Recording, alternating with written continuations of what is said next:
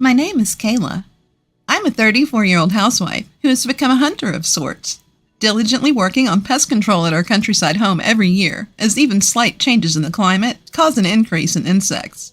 In the past, I could easily say things like, "Bugs are so scary, gross," without any shame. But now that I'm over 30, I'm emotionlessly swatting them left and right.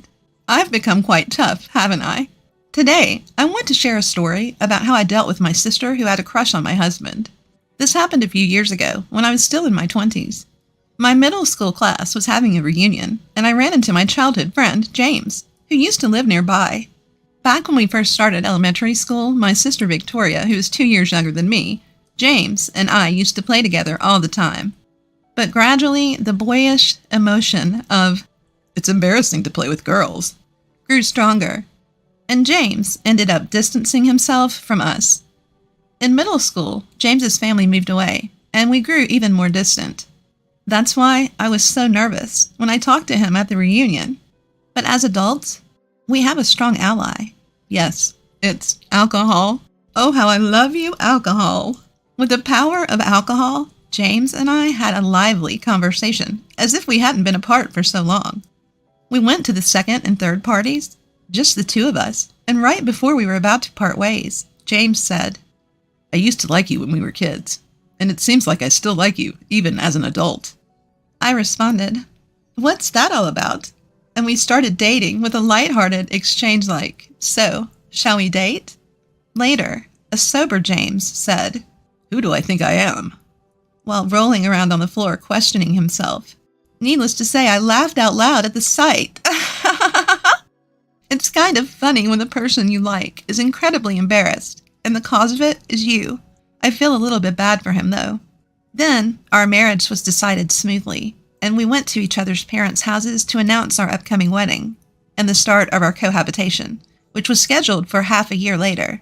We planned to live together before getting married to make sure our lifestyles were compatible.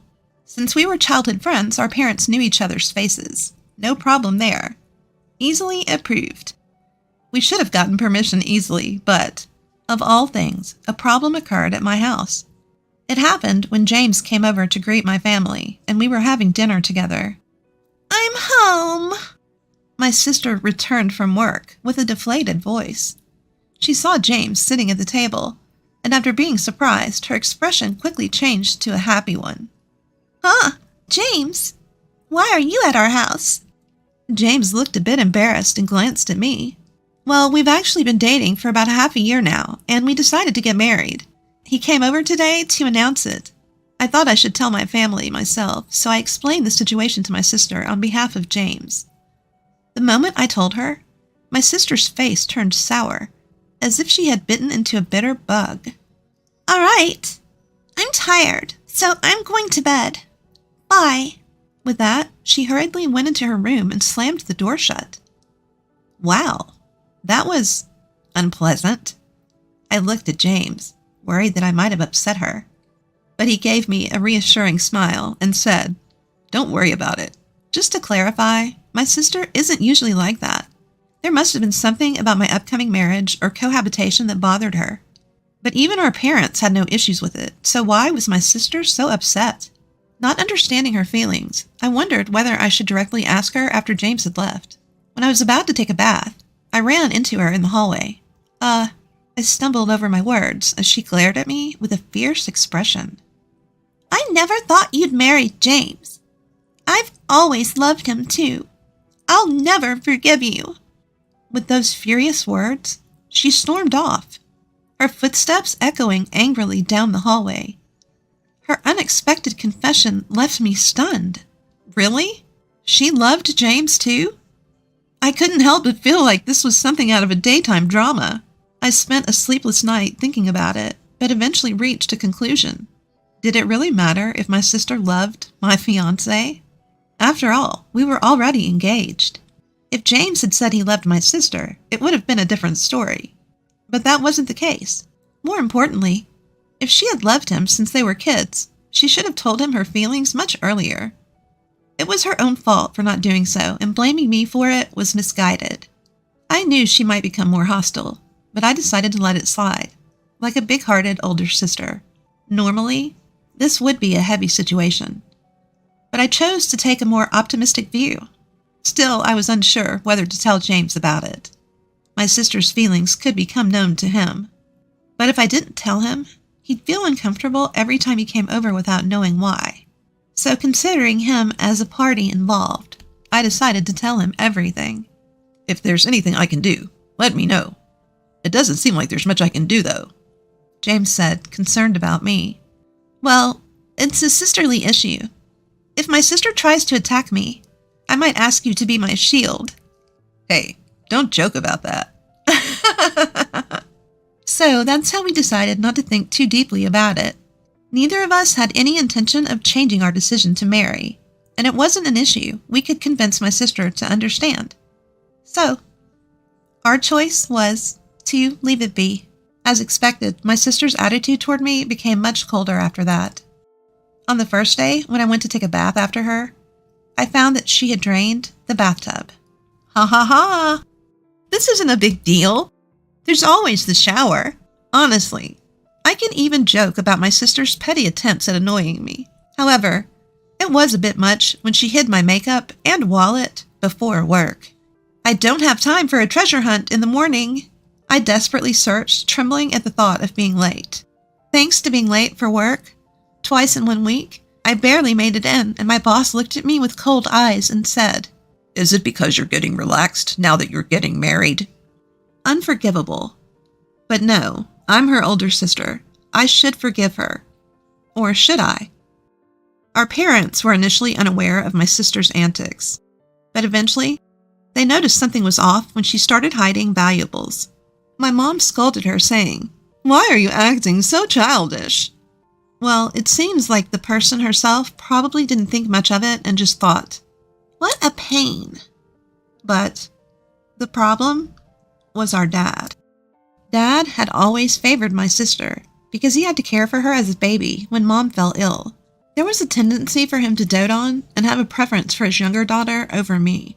Basically, he has developed a motherly instinct due to his experience with child rearing. I wouldn't say that I don't understand his feelings. I have the same feelings because I also grew up thinking of my younger sister, who went through tough times, as cute. If you're talking about an experience where I was compared to my younger sister and came up short, yes, that's right. The only time I felt my sister was favored over me was when Dad chose to go to the aquarium instead of the amusement park as I wanted. My mother was someone who would ask me if I wanted to go to the amusement park, so I don't have any painful memories of feeling inferior because of my father's preference for my younger sister. But if my mother had not been that kind of person, I would have felt a strong sense of inferiority. And to make matters worse, my friends at the time would say things like, "Your younger sister is more loved." So I just thought that there was some imbalance of affection everywhere. Well, maybe it's just my naturally optimistic personality. If there's someone who can bring me down, I'd like to see them try. Or something like that. But this time, Dad sided with my sister. It seems that she was talking about how my older sister took my boyfriend. In my father's mind, he already thought of him as the worst man who played around with both sisters. My sister can get married, but I couldn't help but wonder what would happen to my abandoned little sister. I couldn't blame him for taking sides. Regarding Dad's opinion, Mom said, "James doesn't seem like the type who can do such a thing." And with a half-convinced expression, she also listened to my opinion. No, that's not it. On top of that, Mom didn't take either my or my sister's words at face value, and she fairly assessed the situation. But Dad said, "I can't stand how pitiful the abandoned sister is, and now even the older sister is being toyed with. I won't forgive anyone for taking advantage of my beloved daughters. You need to wake up, too." He spoke as if I'd been brainwashed by James. No matter what I say, he won't listen. Despite some difference in affection, he's a good father who truly loves my sister and me from the bottom of his heart. However, just this once, I wish he would listen a bit more to what I had to say. While it was quite troublesome that my marriage was being opposed, I decided to push through and make it happen anyway. In short, I decided to move out and live with James sooner than planned. The idea was to distance myself from my sister and her issues. If I wasn't at home, she couldn't bother me. The problem would be solved. In fact, this decision seemed to be the right one as our life together went smoothly. As the days went by, my mom told me, "I think you're probably right, and since you're an adult, do as you please. Live freely." My dad seemed unhappy, but didn't say anything. Maybe he thought that even if James and I broke up, it wouldn't be good for me or my sister. He probably believed this was the best way to settle things. I think I believed it was the best way to settle things smoothly.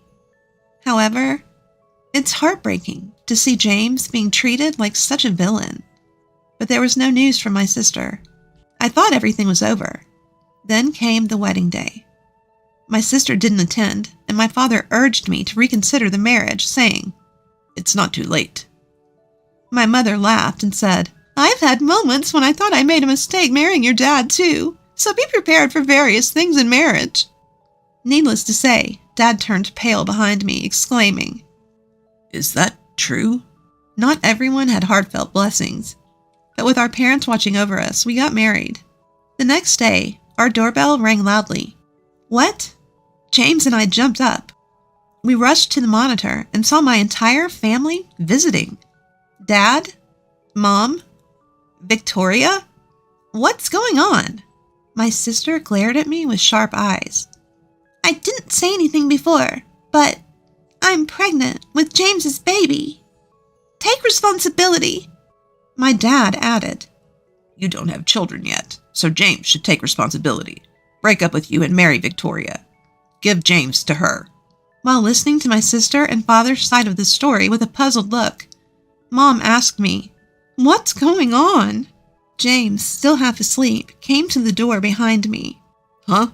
What? My baby? Huh?" Finally waking up, James shook his head vigorously at me. "It's not true. We didn't do anything like that." His denial was comically exaggerated. I knew that. In fact, his panic made it even more suspicious.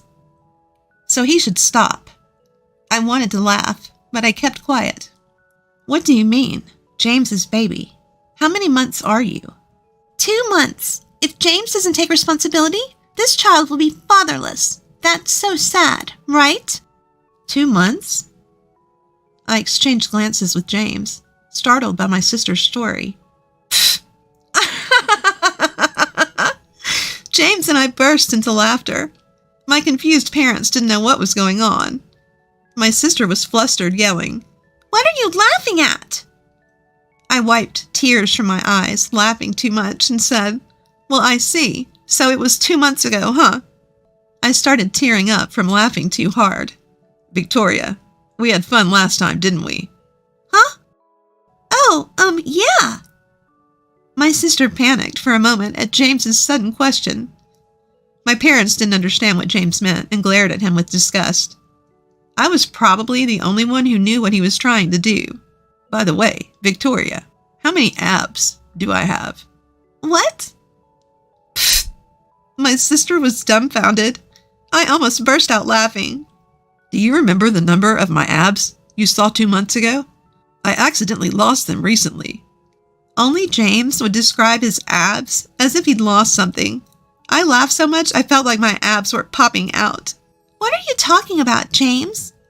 "The correct answer is 0. I almost said, "I know," but James confessed without paying attention to my sister's puzzled face over the fact that he didn't have any abdominal muscles. Even my mom couldn't help but laugh. Maybe whoever made the other person laugh would win this battle. Question 2. You've seen my moles, right? How many are there in total? Huh? No. What? My sister seemed confused about how to react to James's strange questions. It made sense. His goal was to confuse her and have fun with her. They never had physical contact, so she couldn't answer James's questions. If she slipped up, it would be funny, and he would play along. He kept asking questions instead of quickly denying it, enjoying the fact she couldn't answer. In fact, my mom started to feel something was off, wondering, isn't it strange for them to be this close? Of course. This kind of exchange wouldn't happen if they had really spent the night together, especially in front of our parents. Just having this conversation proved nothing happened. James was enjoying his own way of getting back at my sister, confusing her. He was so happy, like a child with a new toy, and had a very innocent expression on his face. What a scary guy. If she can't deal with this kind of joke, she can't be James's wife. And I watched my sister's reaction. She finally answered question 2 with desperation. 10, maybe? Bzzz, wrong. The correct answer is, I don't know either. My dad burst out laughing too. At the same time, he tried to hide his frustration. Enough, James. Stop messing around after leading on my daughters. I stopped my dad, who looked like he was about to grab James. Wait, listen. You said she's 2 months pregnant, right? If you think about when she got pregnant, it's impossible for James to be the father. Wait, what do you mean? My words caught my mom's attention. Can I say it? As I glanced at James, he reluctantly nodded, making a displeased face. No, wait a moment. Can I say it? Can you? Yeah, I can. Trying to be tough, James puffed out his chest. Well, father-in-law, mother-in-law, the truth is, during that time, I was stung by a bee on my, important male part. At that moment, everyone, even my sister, burst out laughing. Enough with the lies. There's no way you'd be stung there. My angry father and my mother laughing hysterically while clapping their hands. Well, it's embarrassing, but it's true. It was hot, so I thought I'd cool down a bit. I opened the window, thinking no one could see me, and just relaxed, naked. And then, that bee came flying in and stung me. James's face, even his ears, turned bright red. I tried not to laugh for his sake, but I couldn't help but burst out laughing. There's no way such an embarrassing guy exists. No, there's really such an embarrassing guy right here. James tried to argue against my father's words, but it wasn't something to be proud of. That doesn't prove the baby in my belly isn't James's. My sister, who had nearly lost her footing, seemed to have caught her breath and rejoined the battle. No, Victoria, think about it. A bee stung me on the important part. Dad, you can imagine the pain of having that vital area hurt, right? My sister fell silent at James's serious face. My dad, who'd been imagining the situation, looked down while gently holding his crotch. He tried to make a stern face, but it was clear he was starting to believe James's words. It's a really important, delicate area for men, so it was tough, I even called an ambulance. I was more embarrassed to be the one who sympathized. I couldn't help but retort at James's story. I had a fever and it was terrible. If someone made a baby in that condition, they'd have real extreme tastes. I could even ask the hospital that took care of me. My mom burst into laughter at James's quiet words. James, you used to take off your swimsuit when playing in our plastic pool, didn't you? Come on, show me the place where you were stung. Laughing loudly, my mom approached James with her hands rubbing together. What? It's already healed, so there's no evidence here. Why would I show you something like that? For some reason, he tried to hide his chest area that wasn't important and unrelated and escape from my mother's grasp. From the looks of it, my mom seemed to trust him now. I felt relieved. James, on the other hand, didn't seem to feel relieved in that. Well, yeah, I can sympathize with that as a man. I don't think anyone would make up such an embarrassing lie, and there's no need to check with the hospital. At that moment, my dad had kind eyes, as if he were respecting James's last shred of pride. I saw an expression I've never seen before.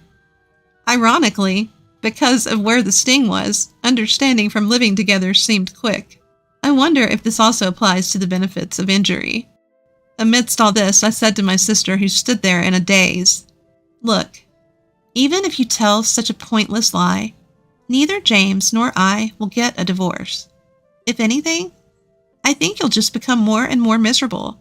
I may not be able to make you believe me, but I really want you to be happy. You're my one and only sister." At that moment, my sister's eyes widened in anger. "Shut up! Shut up, shut up! I've had enough. I don't like James anymore if he's on my sister's side. James forcefully shook off my sister's hand as she became emotional and tried to grab me. It's fine if you don't like me. I love Kayla, so it doesn't matter. I think of Victoria as a precious childhood friend and a sister-in-law, but I will never see her as a lover now or in the future. If you keep repeating lies like this, I will stand up against them with all my strength. I am Kayla's husband, so I will protect her with all my might. I almost started to cry. He didn't look like the idiot who had been stung by a bee and was saying some mysterious nonsense like, I might be done for. The world is my enemy. My husband is so cool. I even thought that. My father, seeing the situation, said, Victoria, if you are really pregnant, show us some evidence, like a medical history. Hearing this line, it became clear that my parents had believed Victoria's pregnancy based solely on her words without any proof. I love my parents for believing and not doubting what their child says, but this time it seems their kindness has backfired. My mother also urged my sister, if it's a lie, apologize to both of them. My sister bit her lip and trembled. Enough. No one is on my side. I don't care, and I don't regret it. My sister said that, tears in her eyes, and left the scene. My father tried to follow her, but my mother stopped him, saying leave her be, let her cool off. 2 weeks later, my mother forcibly took my sister, who still insisted she was pregnant, to the obstetrician and gynecologist. As expected, there were no signs of pregnancy. She was diagnosed as a healthy adult woman with no signs of illness. My father and mother apologized to James, saying, We're sorry for the trouble, and for doubting you without any reason. We should have trusted you, James, who we've known since childhood. Please, take care of Kayla. They also bowed their heads to me, saying, We're really sorry for causing you such discomfort. Honestly, I don't think my parents are to blame, since I hadn't told them about my deteriorating relationship with my sister. Having parents who believe and don't doubt their child, well, there may be various things to think about from a societal perspective, but it's true that they stand up for their daughter. After all, there is no substitute. They are my one and only precious parents. Everyone makes mistakes, big or small.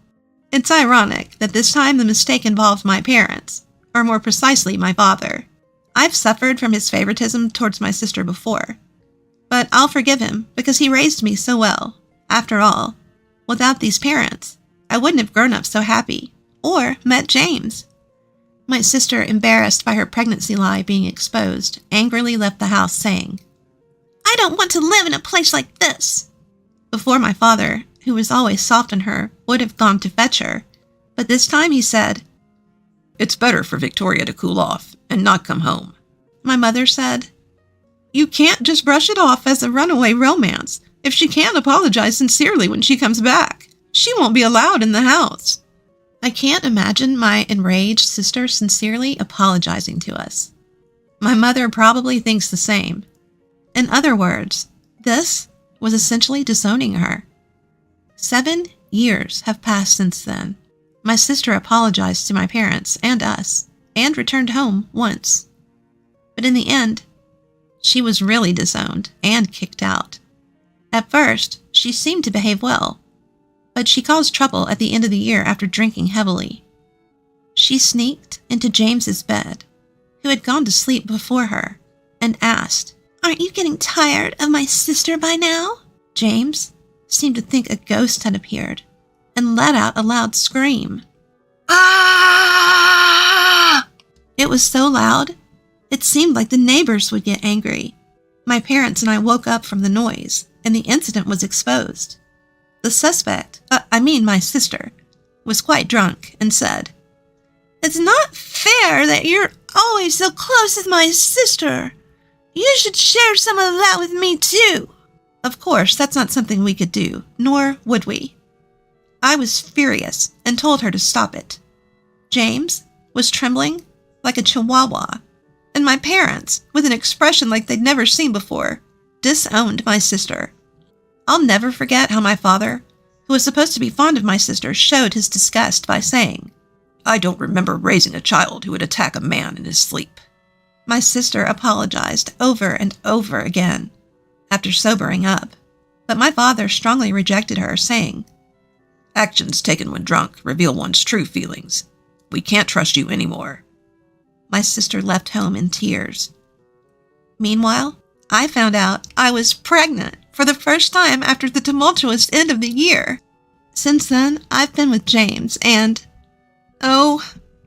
we just kept having children constantly, you know. Now, at 34 years old, I'm a mother of 4 children, although 2 of them are twins, so I've only experienced childbirth 3 times. They're almost all a year apart, so every day is like a festival. If left alone, the walls would be covered with crayon scribbles, as if it's an art exhibit. On Sunday mornings, James and I would run around the house with a cleaner in hand, trying to clean it up. Even though we clean it up, it gets scribbled on again. But despite the chaos, these are happy days. The youngest child is going through a bit of a no phase, resisting clothes, brushing teeth, and using the toilet. But when I see the sleeping faces of my 4 little angels, I can forgive anything. My parents also seem to share my feelings, and they frequently visit our home to help with childcare. James is also very cooperative with childcare, although his hair is constantly being pulled, and now he's worried about his thinning hair. The expression seems to say just that, as they respond accordingly. I won't say, "It's okay if you lose hair with your promotion and increased salary. You can afford good hair growth treatments now." I'll just keep that to myself. It seems interesting to see James troubled by thinning hair. For better or worse, we want to see all sorts of sides of the people we love, right? Although it's far from a calm and peaceful home, it's a lively and even noisy place, but right now, I'm very happy.